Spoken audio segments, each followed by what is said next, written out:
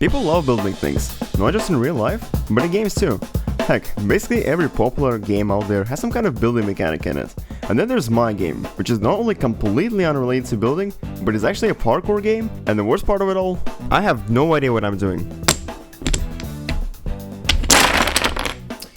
Although my game is all about high-speed parkour with a gun, I think it's still somehow possible to bring this to my game.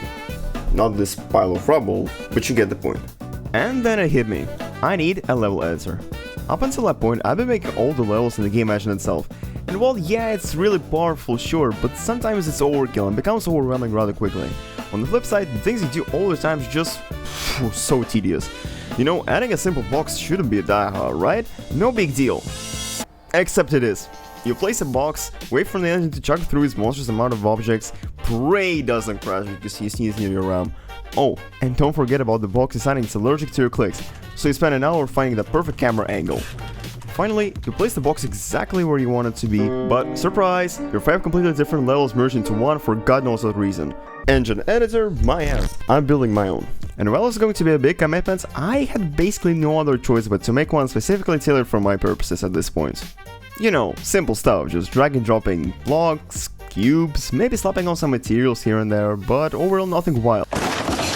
Part 1, the realization of just how complex this task is, and it's gonna take me forever. Anyway, I kick things off with the button in the main menu that, when clicked, greets you with an inspiring rectangle floating in the void. Just like modern art, but somehow even less meaningful. So I added some lighting and a skybox. It's still uninspiring, but hey, slightly better. Then I added what I call the main panel, and this is the panel which houses all the tools I will need to get started, like playtesting the level, exporting it back to game source code, and of course, the items themselves. So I did what any non-sensible man would do, started cramming countless objects I created while making this game into this one poor panel. And obviously I quickly became frustrated with it. So, instead of showing individual elements, I made it so it shows groups, which can be then expanded and only shows the items you really do need. I split my objects into 3 groups. First up, primitive shapes. They're basically the building blocks. The walls are created with those, ramps, pillars, small holes, big holes, you name it.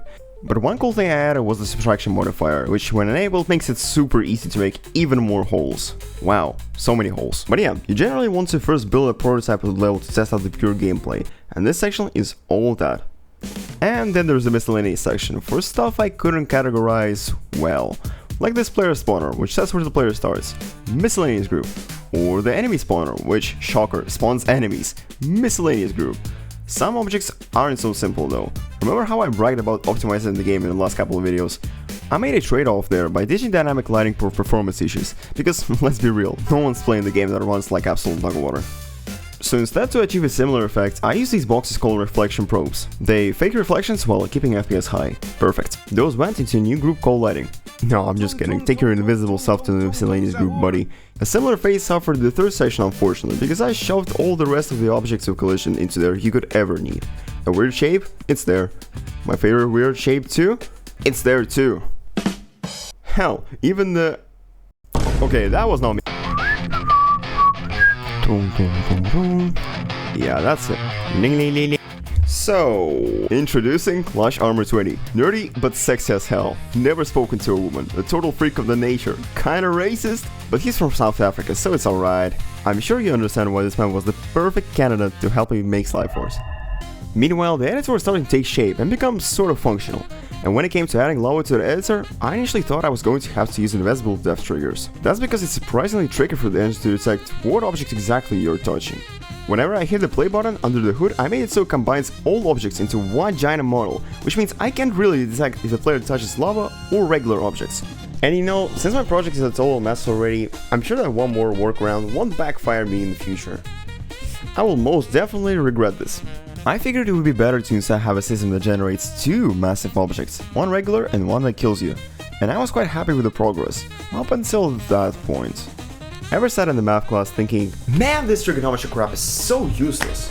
Why would anybody learn it? No, that's not me, I actually learned it. Because there isn't game development without trigonometry. The next few days were filled with suffering, torture, and more suffering, largely due to the math involved. You've probably seen those errors in other 3D editors, known by their fancy name, Gizmos. Since they're exclusive to editors, it's not surprising you have to build them from scratch, as they're incompatible with the actual game. And I mean, who would have thought that something as simple as a gizmo would crush my hopes and dreams for the next week? Building them wasn't the biggest challenge in fact, and at first everything seemed to work fine, but dare you move your camera to the opposite side of the gizmo, the rotation flips entirely, and even though you're moving the mouse one way, it doesn't care. So I hacked together a fix: cursor to the right of the gizmo, normal rotation, to the left, inverted baby. Right after finishing that, I began working on the 4th level in the game, and this time it will be made completely in the game's editor. Although the tools were quite powerful for what they are, they still need some quality of life improvements. For example, transforming an object in local coordinate space rather than global is especially useful when an object is rotated 45 degrees and you're trying to move it to the side. Lo and behold, the local transform button does exactly what it says. And I mean, it was a really easy fix indeed. And I'm so glad I nailed it first try and didn't spend 7 days. It took me 7 days to get it right. Now the arrows point exactly where you want them to, and that's what I call productivity. Speaking of productivity, I made it so you can easily add new objects to the game's level editor whenever I want, as many as I want. I can simply specify the model for the object, a couple of other parameters, and finally refresh the preview icons down below using console. And by the way, yeah, I added a console. And bam, it's there with its own icon. But why stop at basic? Say I want to go further, like adding a materials option for the object.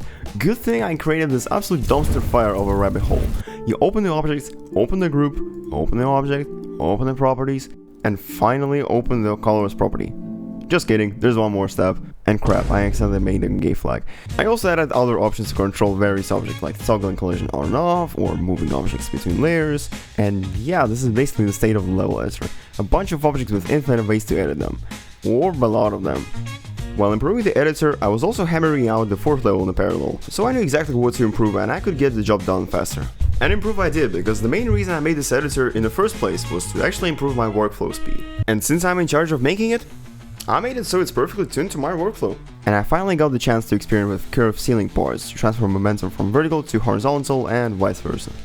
The level actually ended up right here before, and I even made a screenshot of the previous ending, but I realized it ended way too early. A pattern emerging in all my levels. You perform a couple of slides here and there, and before you know it, yeah, that is it.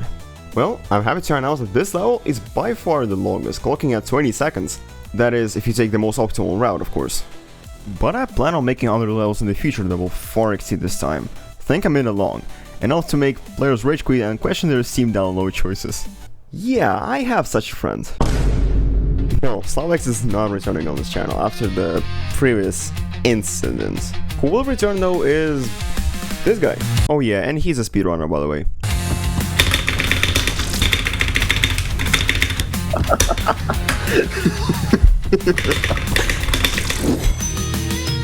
But I guess he did not give up and started smashing buttons even faster.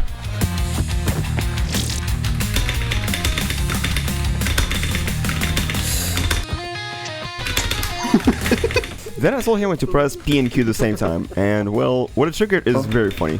PQ. Well, obviously my friends aren't playing the game as intended, but do I care? No, because I enjoy making this game, and that's all that really matters. Oh yeah, and by the way, the game is gonna be free on Steam actually, so you can go wishlist it and help me out. And if this shameful self-promotion wasn't enough for you, you can also join my Discord. And with that, until next time. Oh yeah, by the way, how's the map going? Wow, this is the best map ever!